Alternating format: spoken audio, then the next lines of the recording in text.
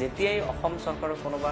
মন্ত্ৰী নাইবা বিধায়কৰ কোনোবা দুৰ্নীতি ওলাই পৰে মানে ৰাইজৰ চকুৰ আগত ধৰা পৰে সেই বস্তু ঢাকিবৰ কাৰণে এইখন চৰকাৰে কি কৰে হয় মিয়া মুছলিম নাইবা বিদেশী বাংলাদেশী তাৰপিছত আপোনাৰ এনআৰচিৰ কথা ক'ব নানান ধৰণৰ কথা কৈ পেলাই ৰাইজক ব্যস্ত ৰাখি তেখেতসকলে সেই মেইন ইস্যুটো ডাইভাৰ্ট কৰি পেলাই অসমত ৰাজনীতি কৰিব বিচাৰে পুশবেক কৰিছিলে ঠিক আছে এতিয়া পুশবেক কৰা মানুহ দেখোন খাইৰুল ইছলাম সাহেব দেখোন এতিয়াও শিক্ষকতা কৰি আছে এটা কথা আপুনি কি ভাবে এতিয়া আমি আমাৰ প্ৰজন্মটো কথাই কৈছোঁ আমি এতিয়া সৰুৰ পৰা সেই বাংলাদেশী বিদেশী সমস্যা এইবিলাক কথা শুনি শুনি আমি এইটো বয়স পাৰ হৈ গ'লোঁ কিন্তু এই সমস্যাটো বা এই বিষয়টো সমাধান সূত্ৰ কি মানে যে মানে যিখিনি মানুহৰ পিঠিত এতিয়া যিটো বাংলাদেশী বা বিদেশী লেভেলটো লগাই দিব খুজিছে চৰকাৰে বা এইখিনি মানে যিটো চলি আছে সমস্যাটো এইটো আল্টিমেট সলিউশ্যনটো কি বুলি ভাবে নে আদি অনন্ত তাতকৈ আপোনাৰ জনজাতীয় মানুহক কিমান উচ্ছেদ কৰিলে 50,000তকৈ অধিক জাগা উচ্ছেদ কৰি আছে কিন্তু সেই কথাটো সেই প্ৰসংগটো ইমান এটা আহিব দিয়া নাই কাৰণ কিয় জানে যেতিয়াই আপোনাৰ কিবা এটা ডাঙৰ ইস্যু হয় সেই সময়তে তেখেতসকলে মিয়া মিয়া কৰি পেলাই তেখেতসকলে সেই মেইন ইস্যুটোৰ পৰা ডাইভাৰ্ট কৰি গৈছে এতিয়া নমস্কাৰ মই নৱদ্বীপ বৰপাত্ৰ গোহাঁই সহতত্ত্বাৱধায়ক সামাজিক মাধ্যম বিভাগ ৰাইজৰ দল আমাৰ এই যি বিশেষ কথোপকথন যি অনুষ্ঠান আমি আৰম্ভ কৰিছোঁ তাৰে আমাৰ এই দ্বিতীয় এপিছডটোলৈ আমি সকলোকে স্বাগতম জনাইছোঁ আৰু আজি আমাৰ অতিথি হৈছে আমাৰ দলৰে মুখপাত্ৰ নুৰ আলম তেখেতক স্বাগতম জনাইছোঁ নুৰদা তো আমি আজি তেখেতৰ লগত কথা পাতিম বৰ্তমান এটা খুব চৰ্চিত বিষয় সামাজিক মাধ্যমতে হওক বা অসমৰ ৰাজনৈতিক মহলতে হওক উচ্ছেদ কওক বাংলাদেশী কওক বা যি চলি আছে এই বিষয়টোক লৈ পেলাই আমি নুৰদাৰ পৰা কিছু কথা জানিব বিচাৰিম তেওঁ কি ভাবে আৰু এটা কথা এই সামগ্ৰিক যি কথা বতৰা এই কথা বতৰাত মই এজন যদিও ৰাইজৰ দলৰ এগৰাকী বিষয়ববীয়া কিন্তু আমি কথোপকথনটো সেই হিচাপত নহয় দলীয় কৰ্মী হিচাপে নহয় এজন সাধাৰণ মানুহ হিচাপে তেওঁ কি ভাবে আৰু এজন সাধাৰণ নাগৰিক হিচাপে মোৰ যি প্ৰশ্ন আছে মই তেওঁৰ পৰা জানিবলৈ বিচাৰিম গোটেই কথাবিলাক আৰু বিশেষকৈ তেওঁ সেই সংখ্যালঘু সেই এলেকাৰ পৰাও তেওঁ প্ৰতিনিধিত্ব কৰে বা সেই অঞ্চলৰ তেওঁ বাসিন্দাও হয় গতিকে গোটেই কথাবিলাক তেওঁলোকে কেনেকৈ ভাবে বা কেনেকৈ চৰ্চা হৈছে এই গোটেই কথাবিলাক তেওঁৰ পৰা আমি জানিবলৈ চেষ্টা কৰিম নুৰদা চাওক প্ৰথম কথাটো হৈছে আপুনি যিটো ক'লে মোক উচ্ছেদ এতিয়া কথাটো হৈছে উচ্ছেদ যিটো কাৰ্যসূচী চৰকাৰে কৰি আছে উচ্ছেদ আপোনাৰ হ'বলৈ হ'লে এটা আপোনাৰ সেই থাকিব লাগিব আপোনাৰ উদ্দেশ্য এটা থাকিব লাগিব যে উচ্ছেদটো কিহৰ কাৰণে কৰি আছে চৰকাৰে উচ্ছেদ কৰিব ঠিক আছে কোনো অসুবিধা নাই উচ্ছেদৰ আমি বিৰোধিতা নকৰোঁ কেতিয়াও কিন্তু কথাটো হৈছে আপোনাৰ উচ্ছেদ কিহৰ কাৰণে কৰি আছে যদি উচ্ছেদটো আপোনাৰ যদি ৰাইজৰ হিতৰ কাৰণে কৰি আছে তেতিয়াহ'লে চৰকাৰে জনাব লাগিব যে আমি এইটো কাৰণত উচ্ছেদ কৰি আছোঁ কিন্তু বিজেপি চৰকাৰখনে যিটো উচ্ছেদ কৰি আছে মানে উচ্ছেদৰ নামত যিটো ভেকুভাওনা কৰি আছে ইয়াতে আমি এটা বস্তু দেখা পাইছোঁ যে পুঁজিপতি গোষ্ঠীক আপোনাৰ মাটি গতাই দিয়াৰ কাৰণে অসম চৰকাৰখনে কাম কৰি আছে আৰু এই অসম চৰকাৰে আদানী আম্বানীৰ দৰে ডাঙৰ ডাঙৰ পুঁজিপতিক মাটিবোৰ গতাই দিয়াৰ কাৰণে তেখেতসকলে উচ্ছেদ কৰি আছে এতিয়া কথাটো হৈছে আপোনাৰ এই কথাটো মানে যিখিনি পুঁজিপতিক গতাই দিব মাটিখিনি সেই কথাটো কিন্তু চৰকাৰে কোৱা নাই কিন্তু চৰকাৰে কি কৈ আছে আপোনাৰ ৰাইজক এটা বিভ্ৰান্তি মানে মূলক বাৰ্তা দি আছে সেইটো হৈছে যে আমি খিলঞ্জীয়াৰ স্বাৰ্থত বা অসমৰ থলুৱা মানুহৰ স্বাৰ্থত আমি উচ্ছেদ কৰি আছোঁ সম্পূৰ্ণৰূপে এই কথাটো ভুৱা কথা আৰু তেখেতসকলে এইটো এটা মিছা অপপ্ৰচাৰ চলাই আছে সম্পূৰ্ণ মিছা কথা তেখেতসকলে চলাই আছে কাৰণ সেইটো নহ'লে চাওক যদি তেখেতসকলে খিলঞ্জীয়াৰ স্বাৰ্থত উচ্ছেদ কৰিলেহেঁতেন তেতিয়াহ'লে আদানী আম্বানীক মাটি গতাই নিদিলেহেঁতেন এতিয়া আদানী আম্বানীয়ে মাটি কিয় বিচাৰিছে উদ্যোগ কৰিবৰ কাৰণে এতিয়া উদ্যোগৰ বিৰোধিতা আমি কেতিয়াও নকৰোঁ কিন্তু কথাটো হৈছে তাৰ বিকল্পৰ ব্যৱস্থা আছে নহয় আমাৰ চৰকাৰৰ বহুত মাটি আছে এতিয়া চাওক যিখিনি জেগাত আপোনাৰ উচ্ছেদ কৰি আছে সেই জেগাখিনি মানুহ ক'ত যাব কি কৰিব তেখেতসকলক পুনৰ সংস্থাপন দিয়া হৈছেনে তেখেতসকলৰ খোৱা বস্তু খাদ্য সামগ্ৰীৰ পৰা আদি কৰি যিখিনি প্ৰয়োজনীয় বস্তু আছে সেইখিনি দিব পাৰিছে নেকি চৰকাৰে দিয়া নাই গতিকে তেখেতসকলক কি কৰিছে এটা নিৰ্ধাৰিত এটা সময় ইমান সময়ো দিয়া নাই 2 দিন 3 দিন এনেকুৱা ধৰণৰ সময় দি তাতে গৈ কিনে জোৰ জবস্তি বুলডোজাৰ লগাই তেখেতসকলক উচ্ছেদ কৰি আছে দ্বিতীয় কথাটো হৈছে তেখেতসকলৰ যিটো উচ্ছেদৰ আপোনাৰ কথা কৈছে যে মিয়াক উচ্ছেদ কৰিলোঁ মিয়া খেদিলোঁ এতিয়া চাওক মানুহখিনি বংগমূলীয় বা বাংলাভাষী মুছলমান হোৱাৰ কাৰণেই তেখেতসকলক বাংলাদেশী আখ্যা দিয়া হৈছে নেকি বা বিদেশী আখ্যা দিয়া হৈছে নেকি নহয় সেই মানুহখিনি হৈছে সম্পূৰ্ণ ভাৰতীয় নাগৰিক যিখিনি মুছলমান মানুহক উচ্ছেদ কৰি আছে সম্পূৰ্ণৰূপে ভাৰতীয় নাগৰিক আৰু ভাৰতীয় নাগৰিক হিচাপে তেখেতসকলে পুনৰ সংস্থাপন পাব আৰু এইটো সংবিধানে কৈ গৈছে দ্বিতীয় কথাটো হৈছে চৰকাৰে যিটো কৈ আছে যে মিয়াক উচ্ছেদ কৰিল তাৰ অন্তৰালত এটা কাহিনী আছে কাহিনীটো হৈছে চাওক অসমত যিখিনি জায়গা আপোনাৰ গোৱালপাৰা হওক নাইবা আপোনাৰ ধুবুৰী চাপৰ বিলাসীপাৰা অঞ্চলত হওক যিখিনি উচ্ছেদ কৰিলে তাতে মাত্ৰ আপোনাৰ 6500 বিঘা মাটি সংখ্যালঘু বসতি প্ৰধান এলেকাত আপোনাৰ উচ্ছেদ কৰিলে যিখিনি আপোনাৰ আমাৰ আৰু 50837 বিঘা মাটি উচ্ছেদ হ'ল সেইটো হৈছে আপোনাৰ জনজাতি বসতি প্ৰধান অঞ্চল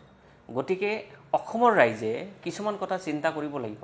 এই বিজেপি চৰকাৰখনে কি কৰিব বিচাৰি আছে ৰাইজক কেনেকৈ ধৰণৰ মিছা কথা কৈ পেলাই তেখেতসকলক বিভ্ৰান্ত কৰি ব্যস্ত কৰি ৰাখিব বিচাৰিছে প্ৰথম আৰু প্ৰধান কাৰণটো হৈছে কি চাওক যেতিয়াই অসম চৰকাৰৰ কোনোবা মন্ত্ৰী নাইবা বিধায়কৰ কোনোবা দুৰ্নীতি ওলাই পৰে মানে ৰাইজৰ চকুৰ আগত ধৰা পৰে সেই বস্তু ঢাকিবৰ কাৰণে এইখন চৰকাৰে কি কৰে হয় মিয়া মুছলিম নাইবা বিদেশী বাংলাদেশী তাৰপিছত আপোনাৰ এনআৰচিৰ কথা ক'ব নানান ধৰণৰ কথা কৈ পেলাই ৰাইজক ব্যস্ত ৰাখি তেখেতসকলে সেই মেইন ইস্যুটো ডাইভাৰ্ট কৰি পেলাই অসমত ৰাজনীতি কৰিব বিচাৰে আৰু এই বিজেপি চৰকাৰৰ এইটো হৈছে প্ৰধান কাম আৰু যাৰ কাৰণে আৰু দ্বিতীয় কথা কৈছে আপুনি বাংলাদেশীৰ কথাটো কৈছে এতিয়া চাওক বাংলাদেশী বুলি ক'লে আমি সাধাৰণতে বেছিভাগ মানুহৰ মনত এটা মানে ভাৱ আহি যায় যে এই মানুহখিনি মুছলিম মানে নাইবা লয়াৰ আছামৰ মানুহখিনি বুজায় মানে কিছুমানে বুজাব খোজে এতিয়া কথাটো হৈছে যদি আমি কওঁ যে অসমত কোনো বাংলাদেশী নাই যদি বাংলাদেশী আছে তেতিয়াহ'লে ভাৰত চৰকাৰ সম্পূৰ্ণৰূপে ব্যৰ্থ হৈছে অসম চৰকাৰ সম্পূৰ্ণৰূপে ব্যৰ্থ অসমৰ নাইবা ভাৰতৰ হোম ডিপাৰ্টমেণ্টে কি কৰি আছে যদি বাংলাদেশী আছে তেখেতসকলক কিয় খেদিব পৰা নাই আইনৰ ব্যৱস্থাটো তেখেতসকলৰ হাততো আছে যিমানখিনি এক্সটাৰ্নেল এফেয়াৰ্ছ হওক আপোনাৰ নাইবা অন্যান্য যিবোৰ আছে আমাৰ নীতি নিয়ম আছে এইবোৰো নিৰ্ধাৰিত কৰি তেখেতসকলে আপোনাৰ বাংলাদেশীক বিতৰণ কৰিব পাৰে কোনে মানা কৰিছে আমি কি কৈছোঁ যে 1971 চনৰ পিছত অহা চাহে হিন্দু হওক নাইবা মুছলমানেই হওক প্ৰত্যেকজন মানুহ অসমৰ পৰা যাব লাগিব 1971 চনৰ পিছত অহা 1971 চনৰ আগত যিবিলাক মানুহ অসমত বসবাস কৰি আছে হিন্দুৱে হওক নাইবা মুছলমানে হওক প্ৰত্যেকজন মানুহ ভাৰতীয় নাগৰিক আৰু অসমীয়া নাগৰিক গতিকে এখেতসকলে যিবোৰ আপোনাৰ অপপ্ৰচাৰ চলাই আছে যে অসমৰ পৰা আমি বাংলাদেশী ইমান খেদিলোঁ তেখেতসকলে আৰু এটা কথা কয় মাজে মাজে সেইটো হৈছে যে পুছবেক কৰি আছোঁ এতিয়া চাওক অসমত প্ৰকৃততে পুছবেক কিমানক কৰিব পাৰিছে কৰিবতো পৰা নাই পুছবেকটো কোনো ধৰণৰ নিয়ম নহয় পুছবেক কৰিছিলে ঠিক আছে এতিয়া পুছবেক কৰা মানুহ দেখোন খাইৰুল ইছলাম সাহেব দেখোন এতিয়াও শিক্ষকতা কৰি আছে তেখেতৰ ঘৰতে আছে গতিকে তেনেকুৱা ধৰণৰ কথা কিছুমান বিজেপি চৰকাৰে ক'ব খোজে নাইবা অসমৰ ৰাইজক বুজাব বিচাৰে কিন্তু প্ৰকৃততে তেখেতসকলে কোনো ধৰণৰ অসমীয়াৰ কাৰণে কাম কৰা নাই তেখেতসকলে এটাই কাম কৰি আছে সেইটো হৈছে পুঁজিপতিৰ স্বাৰ্থত কমিশ্যনৰ কাৰণে কাম কৰি আছে সেইটো নহ'লে কেতিয়াও অসমৰ মাটি আদানী আম্বানীক গতাই নিদিলেহেঁতেন মানি লৈছোঁ ধৰক খিলঞ্জীয়াৰ স্বাৰ্থত তেখেতসকলে আদানী আম্বানীক মাটি দিব বিচাৰিছে উদ্যোগ গঢ়িলে ধৰক অসমৰ নিবনুৱা সমস্যা সমাধান হ'ব কিছু ক্ষেত্ৰত তেখেতৰ আপোনাৰ ঘৈণীয়েকৰ নামত মাটি আছে মুখ্যমন্ত্ৰীৰ ঘৈণীয়েকৰ নামত মাটি আছে য'ত নেকি জলাশয় পিটনি তাত দেখোন স্কুল বনাই চলাই আছে তো সেইখিনি জেগা তেখেতসকলে দি দিয়ক না কিছুদিন আগতে জয়ন্ত মল্ল বৰুৱা ডাঙৰীয়াৰ মাটিৰ কেলেংকাৰী এটা ওলালে সেইখিনি মাটি দিব পাৰে তেখেতসকলে উদ্যোগ কৰিবৰ কাৰণে সেইখিনি মাটি দিয়ক সাধাৰণ মানুহক সাধাৰণ নাগৰিকক হাৰাশাস্তি কৰি পেলাই সেই মাটি উচ্ছেদ কৰি পেলাই তাতে দিয়াৰ কোনো কুৱেশ্যন নাই দ্বিতীয় আপোনাৰ আৰু কিছুমান কথা হৈছে যে আপোনাৰ উচ্ছেদ যদি কৰিছে সেই মানুহখিনিক আগতে পুনৰ সংস্থাপন দিয়ক তাৰপিছত উচ্ছেদ কৰক কোনে বাধা দিছে আমিতো বাধা দিয়া নাই আমি ৰাইজৰ দলেও বাধা দিয়া নাই এজন সাধাৰণ নাগৰিক হিচাপে বাধা দিয়া নাই বা দলীয় হিচাপে আমি বাধা দিয়া নাই গতিকে তাত কোনো আমাৰ আপত্তি নাই হয় এটা কথা আপুনি ভাবেনে এতিয়া সামগ্ৰিক যদি যিটো পৰিৱেশ চলি আছে উচ্ছেদক লৈ পেলাই দেখা যায় যে বিজেপিয়ে এই উচ্ছেদৰ পৰা সকলো ফালৰ পৰা তেওঁলোকে ৰাজনৈতিক মুনাফা আদায় কৰা যেন লাগে প্ৰথম কথা হৈ গ'ল এটা তেওঁলোকে যিটো কৈ আছে ঠিক আছে উচ্ছেদ চলাইছে বেদখল মুক্ত কৰিছে সেইটো অন্য এটা বিষয় কিন্তু তেওঁলোকে যিটো ৰহণ সানিব খুজি আছে যেন এইখিনি যিখিনি খিলঞ্জীয়া মানুহ বা যিখিনি হিন্দুত্ববাদে বিশ্বাস কৰে বা তেওঁলোকৰ যিটো প্ৰভাৱত আছে সেই ধ্যান ধাৰণা তেওঁলোকৰ মাজত প্ৰচাৰ চলাই পেলাই তেওঁলোকে যে এনেকুৱা এটা বুজাব খুজিছে যেন তেওঁলোকে বাংলাদেশী খেদাই আছে বাংলাদেশী মুক্ত কৰিছে বিদেশী মুক্ত কৰিছে ঠিক আছে তাৰ বিপৰীতে যেতিয়া আমি যেতিয়া কথাখিনি বা মানুহ বিভিন্ন ধৰণৰ কয় যে মানুহখিনি বিদেশী নহয় যদি বিদেশী হয় আপোনালোকে কিয় পুনৰ সংস্থাপন দিছে মাটি দিছে তেতিয়া তেওঁলোকে এইটো প্ৰসংগ আনে যে সেই বেদখল মুক্ত কৰি পেলাই আমি উদ্যোগ স্থাপন কৰিব খুজিছোঁ বা দেশৰ অৰ্থনৈতিক বিকাশৰ কাৰণে উদ্যোগৰ যিহেতু প্ৰয়োজন এইটো কাৰণে প্ৰয়োজন বুলি কয় গতিকে সেইটো এংগেলৰ পৰা যদি আপুনি যদি কয় আপোনালোকে থলুৱা মানুহক বা খিলঞ্জীয়া মানুহক আঁতৰাই মেলি উদ্যোগপতিক বৃহৎ পুঁজিপতিক মাটি দিব খুজিছে তেতিয়া তেওঁলোকৰ আৰ্গুমেণ্টটো দিয়ে যে আমাক উদ্যোগ নালাগে নেকি গতিকে এই একচুৱেলি তেওঁলোকে মানে কি কৰিব খুজিছে তেওঁলোকে এজনে যিফালে যায় তেওঁলোকে মানে নিজৰ মুনাফাটো আদায় কৰিবৰ কাৰণে তেওঁলোকে এই প্ৰচাৰটো তেনেকৈ ধৰণে চলাই আছে চাওক যিমানেই 26ৰ নিৰ্বাচন যিমানেই চমু চাপি আহি আছে অসম বিজেপিত সিমানেই আপোনাৰ হিন্দু মুছলমানৰ ৰাজনীতি তেখেতসকলে কৰিব বিচাৰি আছে বিজেপিৰ চৰকাৰে সদায় হিন্দু আৰু মুছলমান মানুহক ভাগ ভাগ কৰি ৰাজনীতি কৰি ভাল পায় আৰু সেইটো নহ'লে তেখেতসকলে ৰাজনীতি কৰিব নোৱাৰে কাৰণ তেখেতসকলে কোনো ধৰণৰ ডেভেলপমেণ্টৰ নামত ৰাজনীতি কৰিব নোৱাৰে ভোট ভিক্ষা কেনেকৈ কৰিব, ভোট কেনেকৈ খুজিব তেখেতসকলে? তেখেতসকলৰ হাতত কোনো ধৰণৰ ডেভেলপমেণ্টৰ কামৰ চিন নাই, যাৰ কাৰণে তেখেতসকলে এতিয়া ভোট খুজিবও নোৱাৰে। এতিয়া কথাটো হৈছে চাওক, মানুহক হিন্দু মুছলমান কৰি কৰি কৰি প্ৰায় তেখেতে এটা মানে কি নেৰেটিভ এটা তৈয়াৰ কৰিব বিচাৰে। কিন্তু সাধাৰণতে চাওক, যিখিনি মানুহ উচ্ছেদ কৰা হৈছে, সংখ্যালঘু বসতি প্ৰধান এলেকাবিলাকত কিমানখিনি উচ্ছেদ কৰিলে? 6500 বিঘা উচ্ছেদ কৰিছে। তাতকৈ আপোনাৰ জনজাতীয় মানুহক কিমান উচ্ছেদ কৰিলে? 50,000তকৈ অধিক জাগা উচ্ছেদ কৰি আছে। কিন্তু সেই কথাটো সেই প্ৰসংগটো ইমান এটা আহিব দিয়া নাই। কাৰণ কিয় জানে, যেতিয়াই আপোনাৰ কিবা এটা ডাঙৰ ইছ্যু হয়, সেই সময়তে তেখেতসকলে মিয়া কৰি পেলাই তেখেতসকলে সেই মেইন ইছ্যুটোৰ পৰা ডাইভাৰ্ট কৰি গৈছে। এতিয়া চাওক, বিজেপি দলে বা দলীয় কৰ্মীবিলাকে এই যে উচ্ছেদৰ নামত যিবিলাক আপোনাৰ জয়যাত্ৰা কৰি আছে, তেখেতসকলে এই জনজাতীয় খিলঞ্জীয়া মানুহখিনিক অপমান কৰা নাইনে?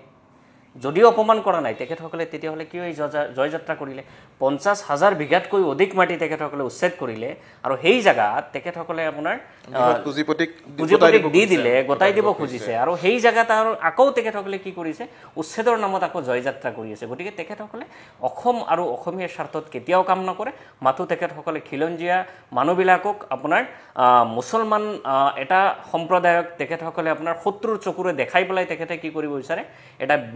বিষবাষ্প বিয়পাই ৰাজনৈতিক মুনাফা আদায় কৰিবৰ কাৰণে তেখেতসকলে বিজেপিৰ মানে যিমানবোৰ দলীয় কৰ্মী আছে তেখেতসকলে কাম কৰে, আৰু এইটো হৈছে তেখেতসকলৰ প্ৰধান উদ্দেশ্য। হয়, এটা কথা চাওক, এতিয়া যিহেতু তেওঁলোকে খিলঞ্জীয়াৰ সুৰক্ষাৰ কথা কৈ আছে চৰকাৰখনে, কিন্তু খিলঞ্জীয়া সুৰক্ষাৰ ক্ষেত্ৰত যিবিলাক মূল বিষয় আছিলে, অসম চুক্তিৰ কথাই কওক, সাংবিধানিক সুৰক্ষা কৱচৰ কথাই কওক, বা জনজাতিকৰণৰ কথাই কওক, এইবিলাক বিষয় তেওঁলোকে সমাধান নকৰি পেলাই তেওঁলোকে কেৱল মাত্ৰ বাংলাদেশী বা যিটো এটা কনচেপ্ট এটা তেওঁলোকে তৈয়াৰ কৰি লৈছে মিয়া বিৰোধী, তেনেকুৱা কিছুমান বিষয়তে খিলঞ্জীয়া মানুহক ব্যস্ত কৰি ৰাখিছে, যেন তেওঁলোকক সেই কামটো কৰিলে যেন মানে এতিয়া যিটো বেদখলমুক্ত হৈ আছে, ধৰক তেওঁলোকে যিটো কৰি আছে, যেন সেইটো বেদখলমুক্ত হ'লে মতে যেন খিলঞ্জীয়া সুৰক্ষা হ'ব, তেনেকুৱা ধৰণে তেওঁলোকে প্ৰচাৰ চলাই আছে। কিন্তু প্ৰকৃতাৰ্থত এইবিলাক সমস্যা তেওঁলোকে সমাধান কিয় নকৰে? বা এইবিলাক সমস্যা যদি সমাধান কৰে, কথা এটা কৈছোঁ, ধৰি লওক এই সংখ্যালঘু সমাজৰ পৰা কিবা জোৰাপাতি থাকে নেকি এইবিলাক বিষয়ত? যদি মানে কথাটো এইটো কাৰণে কৈছোঁ, যিহেতু তেওঁলোকে পলিটিকেলি বেনিফিট ল'বলৈ চাই আছে বিজেপিয়ে, যদি এই সমস্যাবিলাক যদি সমাধান কৰি দিয়ে, তেতিয়া কি বিজেপিক কোনো ধৰণৰ কি ৰাজনৈতিক মুনাফা আদায় কৰিব নোৱাৰিব নেকি? যদিহে মানে খিলঞ্জীয়াৰ সমস্যাবিলাক সমাধান কৰি দিয়ে। এতিয়া যিটো বাংলাদেশী বা মিয়া বুলি কৈ পেলাই যিটো তেওঁলোকে কৰি আছে, সেইটো কাম নকৰি পেলাই যদি সঁচা অৰ্থত এইবিলাক সমাধান কৰি দিয়ে, তেতিয়া কি তেওঁলোকৰ ৰাজনৈতিক মুনাফা আদায়ৰ কাৰণে কোনো বাট নাথাকিব নেকি? যদি সঁচা সঁচিকৈ তেখেতসকলে খিলঞ্জীয়া মানুহৰ বা অসম আৰু অসমীয়াৰ স্বাৰ্থত কাম কৰিব বিচাৰিলেহেঁতেন, তেতিয়াহ'লে অসম চুক্তিখন কিয় তেখেতসকলে মানি ল'ব বিচৰা নাই বা মানা নাই? সেইমতে কিয় কাম কৰা নাই? যদি সেইটো তেখেতসকলে খিলঞ্জীয়াৰ স্বাৰ্থতে কাম কৰিলেহেঁতেন, তেতিয়াহ'লে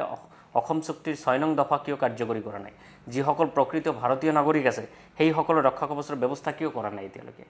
সেইটো কুৱেশ্যন আহি আছে নহয়, তেখেতসকলে কিয় কৰিব পৰা নাই? গতিকে চাওক, তেখেতসকলৰ যিটো আপোনাৰ ৰাজনৈতিক মুনাফা তেখেতসকলে আদায় কৰাৰ মেইন কৌশল হৈছে ৰাজনৈতিক মুনাফা, বাকী একো নাই। কোনো মানুহৰ তেখেতসকলৰ ভ্ৰক্ষেপ নাই, অসম আৰু অসমীয়া ৰাইজৰ কোনো ধৰণৰ কথা নাই। এতিয়া কথাটো হৈছে চাওক, যদি উচ্ছেদ কৰি পেলাই অসম আৰু অসমীয়াৰ স্বাৰ্থত বা খিলঞ্জীয়াৰ স্বাৰ্থত কাম কৰি আছে, কেইজন খিলঞ্জীয়া মানুহৰ ভূমি নথকা মানুহক তেখেতসকলে আপোনাৰ মাটিৰ পট্টা প্ৰদান কৰিলে উচ্ছেদ কৰি পেলাই দেখাইছে নেকি? কিছুমান দেখাব পাৰে, তেখেতসকলে ক'ব যে আমি বসুন্ধৰাৰ নামত আপোনাৰ কিছুমান মাটি আমি এলটমেণ্ট কৰিছোঁ, সেইবিলাক কৰিছে। কিন্তু এই যে উচ্ছেদ কৰিলে, আজি ধৰক গোৱালপাৰা জিলাত আপোনাৰ উচ্ছেদ কৰি আছে, উচ্ছেদ কৰি পেলাই তেখেতসকলে এটা শ্লোগান দি আছে যে আমি খিলঞ্জীয়াৰ স্বাৰ্থত আমি অসমীয়া ৰক্ষা কৱচ আমি হেৰি কৰি আছোঁ, মানে কি কয়, আধিপত্য বিস্তাৰ কৰিবৰ কাৰণে আমি উচ্ছেদ কৰি আছোঁ। কিন্তু প্ৰকৃতাৰ্থত তাতে কাক বহুৱাইছে? তাতেতো আপোনাক আদানী আম্বানীক মাটি দি আছে। ছ'লাৰ পাৱাৰ প্ৰজেক্ট বা এনাৰ্জি প্ৰজেক্ট যিবিলাক বহুৱাই আছে, এইবিলাকতো কাক সন্তুষ্ট কৰা নাই? পুঁজিপতিৰ কাৰণে। এতিয়া কথাটো হৈছে, দ্বিতীয় কুৱেশ্যনটো হৈছে, যদি আপোনাৰ অসমৰ স্বাৰ্থত কৰি আছে, সেই যিবিলাক আপোনাৰ উদ্যোগ স্থাপন হ'ব, তাত কিমান পাৰ্চেণ্টেজ অসমৰ নিবনুৱা, অসমৰ যুৱক যুৱতীক আপোনাৰ সংস্থাপন দিব পাৰিব? চৰকাৰে তেনেকুৱা ধৰণৰ কোনো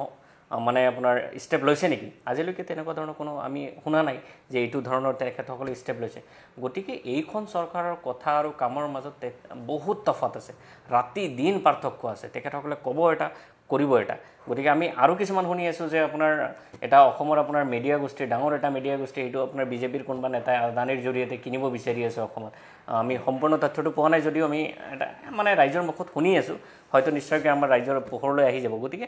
তেখেতসকলৰ মেইন উদ্দেশ্যটো হৈছে কমিশ্যন ৰাজটো চলাই থকা, কমিশ্যন কেনেকৈ আদায় কৰিব পাৰি পুঁজিপতিৰ পৰা, আৰু পুঁজিপতিক সন্তুষ্ট কৰিবলৈ তেখেতসকলে একমাত্ৰ কাম কৰাৰ চিন্তা চৰ্চা কৰি আছে অসমত। হয়, এটা কথা আপুনি কি ভাবে, এতিয়া আমি আমাৰ প্ৰজন্মটোৰ কথাই কৈছোঁ, আমি এতিয়া সৰুৰ পৰা সেই বাংলাদেশী বিদেশী সমস্যা এইবিলাক কথা শুনি শুনি আমি এইটো বয়স পাৰ হৈ গ'লোঁ, কিন্তু এই সমস্যাটো বা এই বিষয়টো সমাধান সূত্ৰ কি মানে, যে মানে যিখিনি মানুহৰ পিঠিত এতিয়া যিটো বাংলাদেশী বা বিদেশী লেভেলটো লগাই দিব খুজিছে চৰকাৰে, বা এইখিনি মানে যিটো চলি আছে সমস্যাটো, এইটো আল্টিমেট সলিউশ্যনটো কি বুলি ভাবে নে আদি অনন্ত কাললৈকে এইটো এনেকৈ থাকি যাব যে মানে কোনোবা সংখ্যালঘু মানুহ হ'লে মতে যে? মই এটা আপোনাৰ কথা কৈ দিওঁ, কি বিজেপি চৰকাৰে বা কি কৰি আছে, নাইবা তদানীন্তন কংগ্ৰেছ চৰকাৰে বা কি কৰিছে, এই যে যিখিনি আপোনাৰ সংখ্যালঘু মানুহ আছে, মানে সংখ্যালঘু মুছলমান মানুহ আছে, এই মানুহখিনিক লৈ পেলাই সদায় আপোনাৰ এটা ৰাজনীতি কৰিব বিচাৰে। প্ৰত্যেকটো ৰাজনৈতিক দলে তেখেতসকলক লৈ পেলাই এটা ৰাজনীতি কৰে, তেখেতসকলক ভোট বেংকৰ হিচাপে ইউজ কৰি পেলাই তেখেতসকলে ৰাজনৈতিক মুনাফা আদায় কৰে। সেইটো নহ'লে আজি কিমান বছৰ আগতে আপোনাৰ NRC প্ৰক্ৰিয়াটো আৰম্ভ হৈছিলে, আজিলৈকে NRC প্ৰক্ৰিয়াটো সম্পূৰ্ণ কৰি কিয় তেখেতসকলে যিমানখিনি বিদেশী আছে আপোনাৰ বিদেশলৈ আঁতৰাব পৰা নাই? যদি তেখেতসকলৰ সদিচ্ছা আছে, NRC প্ৰক্ৰিয়াটো কিয় সম্পূৰ্ণ কৰা নাই, বা NRCটো কিয় মানি ল'ব বিচৰা নাই? সেইখিনি কুৱেশ্যন আহি আছে। দ্বিতীয় কথাটো হৈছে চাওক, যিখিনি মানুহৰ আপোনাৰ সংখ্যালঘু মানুহৰ বিশেষকৈ বাংলাদেশী এটা টেগ লগোৱা হৈছে, এই মানুহখিনি ক'ৰবাত নহয় ক'ৰবাত কংগ্ৰেছৰ ৰাজনীতিৰ বলি হৈছে। কংগ্ৰেছৰ ৰাজনীতিয়ে কি কৰিছে, তেখেতসকলক বলিৰ পাটা সজাইছে। নহ'লে স্বাধীনতাৰ পিছৰ পৰাই অসমত বহুতবাৰ কংগ্ৰেছ চৰকাৰ আহিছে, আৰু সেই সংখ্যালঘু মানুহখিনি যুগ যুগ ধৰি তেখেতসকলে, আমাৰ এটা কথা আছে নহয়, আমাৰ বাপ দাদাৰ দল বুলি কৈ পেলাই আমাৰ মিয়া মুছলমান হওক বা আমাৰ বাংলাভাষী মুছলমান মানুহখিনি আমাৰ কংগ্ৰেছ দলক আমি ভোট দি আহিছোঁ বা দিয়ে, সেই মানুহখিনিৰ চিন্তা চৰ্চা কিন্তু কংগ্ৰেছে কেতিয়াও কৰা নাই। যদি কৰিলেহেঁতেন আজি ধৰক এই ভোটৰ সমস্যা অসমত নাথাকিলেহেঁতেন, NRCৰ সমস্যাটো কেতিয়াবাই পাৰ হৈ গ'লহেঁতেন। যদিও তৰুণ গগৈ চৰকাৰৰ দিনত আৰম্ভ হৈছে, কিন্তু তেখেতসকলে সম্পূৰ্ণ কৰা নাই নহয়। কি কৰিছিলে তেখেতসকলে? কৰা নাই, সমস্যা সমাধান কৰা নাই। নাইবা আপোনাৰ যিসকল মানুহ চৰত বসবাস কৰি আছে, সেই মানুহখিনিক আপোনাৰ চৰৰ মাটিৰ পাট্টা দিব পৰা অৱস্থাত কিয় কৰিব পৰা নাছিলে? আজি যিবিলাক মানুহক উচ্ছেদ কৰি আছে, বিশেষকৈ আপোনাৰ ধৰক আপোনাৰ সংখ্যালঘু প্ৰধান এলেকাবোৰত, যদি কংগ্ৰেছ চৰকাৰে সেই সময়ত চিন্তা চৰ্চা কৰিলেহেঁতেন, তেখেতসকলে এই মানুহখিনি মাটিৰ পট্টা দি পেলাই মানুহক স্থায়ী এটা বসবাস কৰা জেগা দিলেহেঁতেন, তেতিয়াহ'লে আজিৰ দিনত এনেকুৱা ধৰণৰ সমস্যা নাথাকিলেহেঁতেন। আজি ঘৰে ঘৰে মানুহৰ মৃত্যু নহ'লহেঁতেন। এই দুদিনমান আগতে আপোনাৰ পাইকান অঞ্চলত যিজন ল'ৰাক হত্যা কৰা হ'ল অসমৰ পুলিচ বাহিনীৰ দ্বাৰা, সেইখন ল'ৰাৰ কি ভুল আছিলে? এই ভুলৰ কাৰণে ক'ৰবাত নহয় ক'ৰবাত তদানীন্তন কংগ্ৰেছ চৰকাৰ দায়ী, আৰু মইতো ক'ম যে সম্পূৰ্ণৰূপে কংগ্ৰেছ চৰকাৰ দায়ী। সেই সময়ত যদি আপোনালোকে মাটিৰ পট্টা দিলেহেঁতেন, এই মানুহখিনি তাতে বসবাস কৰিব লগা নহ'লহেঁতেন। আৰু দ্বিতীয় কথাটো হৈছে, আপোনাক আৰু এটা কথা কৈ দিওঁ, যিমানখিনি আমাৰ সংখ্যালঘু প্ৰধান এলেকাবোৰত আমাৰ বিধায়ক আছে নাইবা ৰাজনৈতিক নেতা আছে, কংগ্ৰেছ দলৰে হওক, কোনো দিনাই নকয়, কোনো ধৰণৰ এৱাৰনেছ কৰা আমি দেখা পোৱা নাই যে আপোনালোকে খাচ মাটি কিনি পেলাই বসবাস নকৰিব, দালাল চক্ৰৰ পাল্লাত আপোনালোকে নপৰিব। কিন্তু তেখেতসকলে এনেকুৱা ধৰণৰ কোনো কথা নাই। তেখেতসকলে মাথো ভোট লোৱাৰ স্বাৰ্থত সেই মানুহখিনিক আপোনাৰ কি কৰি আছে, ইউজ কৰি পেলাই তেখেতসকলৰ পৰা ভোট লৈ পেলাই তেখেতসকলে নিজৰ গাদী দখল কৰাৰ কাৰণে চিন্তা চৰ্চা কৰি আছে সদায় পেলাই। বিজেপি শাসন কালত আপোনাৰ সংখ্যালঘু এলেকা বা সংখ্যালঘু লোকসকলৰ ওপৰত এতিয়া যিটো চলি আছে, তো আপুনি ভাবে তৎসত্বেও দেখা যায় যে বহু সংখ্যালঘু এলেকাত বিজেপি দল বা বিজেপিৰ যি মিত্ৰতাত থকা দলৰ লগত বহু সংখ্যালঘু লোক জড়িত হৈ আছে বা দলৰ নেতৃত্ব লৈ আছে ঠাই বিশেষে। গতিকে আপুনি কি ভাবে যে মানে ইমানৰ পিছতো এইসকলে বিজেপিৰ প্ৰতি কিয় আকৰ্ষিত হৈ আছে? বা চাওক, মানুহ কিছুমান মানে যেনেকৈ আপোনাৰ হাতৰ 5টা আঙুলি এক নহয়, প্ৰত্যেকটো জাতিতেই বা প্ৰত্যেকটো ধৰ্মতে সকলো মানুহ সমান নহয়। কিছুমান মানুহ আছে আপোনাৰ, মইতো যিবিলাক মানুহক বিশেষকৈ আপোনাৰ এই আমাৰ সংখ্যালঘু প্ৰধান এলেকাবোৰত উচ্ছেদ হোৱাৰ পিছত যিটো বিজেপি দলে বা অসম চৰকাৰৰ কিছুমান পালি নেতাবোৰে আপোনাৰ কি কৰিলে, এই যিটো যাত্ৰা কৰিলে, খেদক মিয়া খেদক বুলি এটা যাত্ৰা কৰিছিলে, আমি দেখা পাইছোঁ টিভিত হওক বা আপোনাৰ ছ'চিয়েল মিডিয়াতে হওক দেখা পালোঁ। এইবোৰ দেখাৰ পিছতো তেখেতসকলৰ আত্মাই এবাৰো কোৱা নাইনে যে আমি কিয় বিজেপি দলটো কৰি আছোঁ? মানুহ কিমান পৰ্যায়ৰ নিলাজ হ'লে এই ধৰণৰ কাম কৰিব পাৰে বা এইখন বিজেপি দলত থাকিব পাৰে? মানুহ কিমান নিকৃষ্ট মনোভাৱ হ'লে এজন মানুহে সেই বিজেপি চৰকাৰত থাকিব? নিজৰ এজন জাতি ভাইক যেতিয়া নাম ধৰি পেলাই গালি পাৰি আছে, অসমৰ এজন মুখ্যমন্ত্ৰীয়ে বিজেপি দলৰ এজন উচ্চ পদস্থ বিষয়া মানে মুখ্যমন্ত্ৰীৰ কথা কৈছোঁ তেখেতে কৈছে যে আমাক মেয়াৰ ভোট নালাগে তাৰ পিছতে কিয় নিৰ্লজ্জ মানুহৰ দৰে তেখেতসকলে বিজেপি দল কৰি আছে আমি বুজিব পৰা নাই তেখেতসকলে কি মাথো নিজৰ মানে যেটো আপোনাৰ বৈশিষ্ট্য সেই বৈশিষ্ট্যক তেখেতসকলে বিক্ৰী কৰি দিছে টকাৰ লালসা মানে কিছুমান মানুহ আছে নহয় ইমানেই লোভ লালসা আছে যে লোভ লালসা সামৰিব নোৱাৰি সেই দলটো কৰি আছে আৰু ইমান নিৰ্লজ্জ মানুহ তেখেতসকল মইতো কম এই মানুহবিলাকক আচলতে বিজেপিয়ে যে কিছুমান কথা কয় এই মানুহবিলাকৰ কাৰণে কৈ আছে আপোনালোকৰ যদি অলপো লাজ আছে বিজেপি দলটো এৰি দিয়ক আৰু এটা কথা এতিয়া এটা দলৰ কথা আহি পৰে এআইডিএফ থকালৈকে বিজেপি অসমত প্ৰাসংগিক হৈ থাকিব বুলি এটা কথা চৰ্চা হয় আৰু এটা কথা আপুনি ভাবেনে যে মানে এআইডিএফে তেওঁলোক যিহেতু সংখ্যালঘুৰ অধিকাৰ সুৰক্ষাৰ স্বাৰ্থত জন্ম লৈছিলে বুলি কয় তেওঁলোক ভাবেনে যে তেওঁলোকে আজি 20-25 বছৰ হৈ গ'ল তেওঁলোকৰ জন্ম হোৱা তেওঁলোকে ভাবেনে যে তেওঁলোকে সংখ্যালঘু ৰাইজৰ কিবা অধিকাৰ বা কিবা সমস্যা সমাধানৰ ক্ষেত্ৰত কিবা বিশেষ ভূমিকা ল'ব পাৰিলে আজি তাৰিখলৈকে চাওক অসমত যেনেকৈ বিজেপি দল বা বিজেপি চৰকাৰখন যেনেকৈ সাম্প্ৰদায়িক দল বিজেপি হিন্দুসকলৰ সাম্প্ৰদায়িক দল ঠিক একেদৰে মুছলমানসকলৰ সাম্প্ৰদায়িক দল হৈছে এইটো নিশ্চিত দ্বিতীয় কথাটো হৈছে যদি তেখেতসকলে মুছলমানৰ কাৰণে বা সংখ্যালঘুৰ কাৰণে জন্ম হৈছিলে দলটো আজিলৈকে মুছলমান মানুহৰ কাৰণে কি কি কাম কৰিলে তেখেতসকলে তেনেকুৱা ধৰণৰ উদাহৰণটো দেখা নাই আমি দেখা পাইছিলোঁ এনআৰচিৰ সময়ত তেখেতসকলে কিবা এটা সুপ্ৰিম কোৰ্টত কেছ কৰিছিলে তেখেত তাৰ পিছৰ পৰ্যায়ত গৈ কিনে তেখেতসকলে কেছটো উইথড্ৰ কৰি লৈছিলে গতিকে তেখেতসকলেও চাওক তেখেতসকলেও নিজৰ কৰবাত নহয় কৰবাত নিজৰ স্বাৰ্থ সিদ্ধিৰ বাবে দলটো চলাই আছে তাৰ বাহিৰে একো নাই আৰু এটা কথা ঠিক এইটো মনত ৰাখিব আপুনি যে 2026 চনৰ নিৰ্বাচনৰ পিছত এই দলটো আৰু অসমত নাথাকে যোৱা লোকসভাত আপোনালোকে দেখিছে নিৰ্বাচনৰ ফলাফল অখিল গগৈ ডাঙৰীয়া মাথো এবাৰ কেইটামান আপোনাৰ নিৰ্বাচনী সভা পাতিছিলে নামনি অসমত তাৰ কাৰণে মাননীয় ৰকিবুল হুছেইন ডাঙৰীয়া 10 লাখ ভোটৰ ব্যৱধানত তাৰ পৰা জিকি আহিছিল আৰু বদৰুদ্দিন আজমল সাহেব হাৰি আহিছিল গতিকে অসমৰ ৰাইজে এতিয়া বা সংখ্যালঘু ৰাইজে বুজি পাই আছে যে ধৰ্মীয় ৰাজনীতিৰ কোনো জাগা নাই অসমত আৰু ধৰ্মীয় ৰাজনীতি কৰি পেলাই কোনো দিন কোনো টিকি থাকিব পৰা নাই আৰু নোৱাৰে ভৱিষ্যতে গতিকে মই এই চেগতে আমাৰ মুছলমান মানুহবিলাকক মানে অসমৰ বিশেষকৈ সংখ্যালঘু মানুহবিলাকক মই আহ্বান জনাম আপোনালোকে এআইডিএফৰ নিচিনা সাম্প্ৰদায়িক দল আৰু বিজেপিৰ নিচিনা সাম্প্ৰদায়িক দলবিলাকৰ প্ৰতি আপোনালোকৰ যিটো